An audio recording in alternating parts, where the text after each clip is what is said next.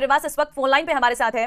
Sir बहुत धन्यवाद अपना समय देने के लिए। एक बड़ी खबर इस वक्त आई है, गौरव वल्लभ तेज तर्रार राह प्रवक्ता और कांग्रेस के एक वरिष्ठ नेता, उन्होंने कांग्रेस से इस्तीफा दिया है, क्या कहेंगे इस पर? एक बात आप ध्यान रखना, भगवान कृष्ण ने गीता में कहा है कि अर्जुन, जो व्यक्ति युद्ध शुरू होने के बाद अपने परिवार को छोड़कर सामने वाले की सेना में शामिल हो जाता है वो नरक का भागीदार बनता है। शर्म आनी चाहिए गौरव वल्लभ जैसे लोगों को। इस चेहरे को कौन जानता था, कौन पहचानता था? अभी थोड़े दिन पहले ये उदयपुर के नहीं है, इनको बुलाकर यहाँ रहते नहीं है, इनको बुलाकर टिकट दिया, इनको सम्मान दिया। और जो लोग भारतीय जनता पार्टी के पैसे में, लालच में पार्टी छोड़ कर जा रहे हैं युद्ध शुरू होने के बाद, तो ये तो पाप के भागीदार बनेंगे कि जब नाश मनुष्य पर छाता है पहले विवेक मर जाता है। कि जब सम्मान नहीं हो रहा है, खुद अमित शाह जी ने ये कहा कि जो लोग पार्टी छोड़कर डर के मारे हमारे इधर आ रहे हैं, लालच में हमारे इधर आ रहे हैं, हम उनको सम्मान नहीं देंगे, आपको देंगे।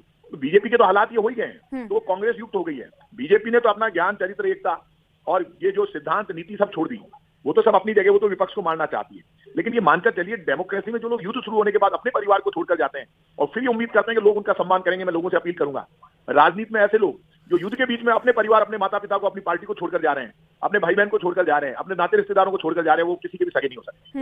लेकिन उनका जो लेटर सामने आया है, मैं एक दो लाइन आपको बताती हूँ, आप इस पर जरा जवाब दीजिएगा। पार्टी के स्टैंड से असहज महसूस कर रहा हूँ, इसका मतलब क्या समझे? वो कह रहे हैं कि मैं अपनी बात ही नहीं रख पाता था। हाँ, मेरी एक बात समझ में नहीं आ रही। वो कह रहे हैं मैं पार्टी के स्टैंड से असहज महसूस कर रहा हूँ। उदयपुर में अभी चुनाव लड़ रहे थे 3 महीने पहले, तब तो उनको असहज नहीं लग रहा था। और जब लोकसभा का चुनाव शुरू हुआ तो उनको क्या खड़गे साहब की जगह बैठा दें? राजनीति में हार और जीत वोट से होती रहती है। और जहां तक राम मंदिर का मामला है, यही गौरव वल्लभ बोला करते थे, पूरा देश जानता है, ये तो सुप्रीम कोर्ट के आदेश से राम मंदिर बना, सारी दुनिया जानती है। कोई बीजेपी ने लोकसभा में बिल पास नहीं किया।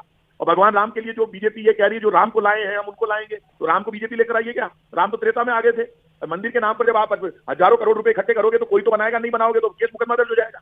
मंदिर ये नहीं बनाते तो शंकराचार्य बनाते, देश बनाता, कांग्रेस बनाती। तो मंदिर जो चंदा इकट्ठा करके जब मोहल्ले में कोई रसीद काटता है, वही तो प्रोग्राम करता है शाम को। तो अच्छा पैसा मिल गया बीजेपी को, खूब पैसा मिल गया, वो पैसा सब जगह काम आ रहा है बीजेपी के। तो गौरव वल्लभ जी कल तक बीजेपी को गाली दे रहे थे, अब वो कांग्रेस के खिलाफ चले गए।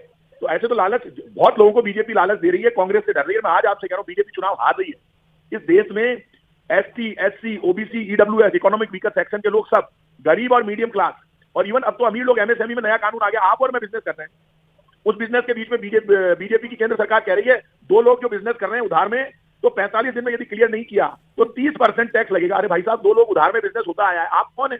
और वो भी 50 करोड़ से नीचे वालों के। बड़े लोग तो करो उधार में बिजनेस। सर, उनके आरोप ये भी है कि हमारे जो आइडियाज हैं उनकी कदर नहीं हो रही है, युवा लोगों को पार्टी में तरजीह नहीं दी जा रही है और ग्राउंड लेवल पर कनेक्टिविटी कांग्रेस पार्टी की पूरी खत्म हो गई है। इस पर क्या कहेंगे?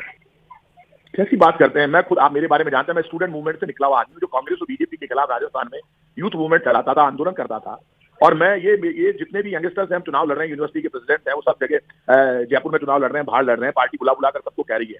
लेकिन आप जब जाते हैं, कम से कम कोई भी आदमी पिता से या माँ से या बहन से, भाई से नाराज होता है तो उसको बाहर जाकर गाली नहीं देता। ये पहले लोग देखे पाप के भागीदार जो जा रहे हैं वहां पे, इनको कोई नहीं पूछेगा, कुर्सी नहीं मिल रही है। राजस्थान से जो कई पूर्व मंत्री चले गए, उनसे मेरी बात हुई, साहब गलती होगी, वो वापस आएंगे। और आप सुन लो, बीजेपी चुनाव हार रही है। ऐसे इंडिया साइनिंग का नारा दिया था बीजेपी ने, क्यों देंगे लोग बीजेपी को वोट? अभी भी बीजेपी को यदि लोग वोट देते हैं तो हालात खराब हो जाएंगे। रुपया कहाँ है? डॉलर के मुकाबले रुपया, $1 के मुकाबले 12 रुपये हो गया रुपया। और उस वक्त 38 रुपये था। तब आदरणीय प्रधानमंत्री जी ने, मोदी जी ने कहा था कि रुपए की कीमत बढ़ानी है, करेंसी की कीमत से देश की कीमत आकी जाती है, तो देश की कीमत तो डाउन कर दी, पेट्रोल डीजल महंगा हो गया। ठीक है, बहुत धन्यवाद आपका तमाम जानकारी और तमाम बातों को रखने के लिए। तो